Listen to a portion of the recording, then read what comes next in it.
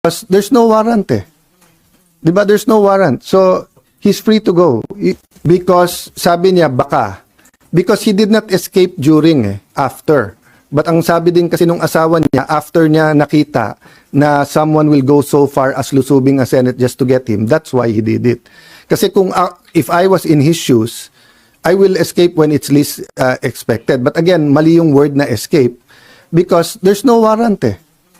Diba, there's no warrant. So, he's free to go.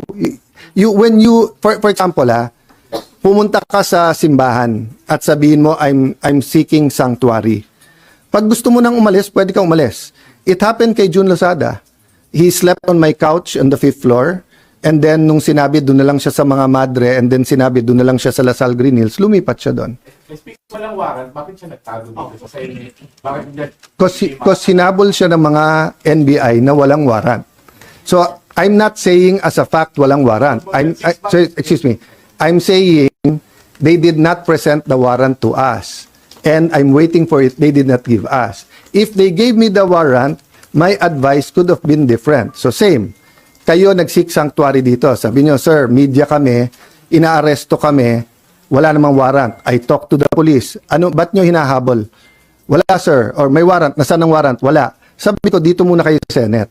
3 days later, wala pa rin yung warrant. Sabihin mo, boss, gusto ko nang umuwi. Umuwi ka na.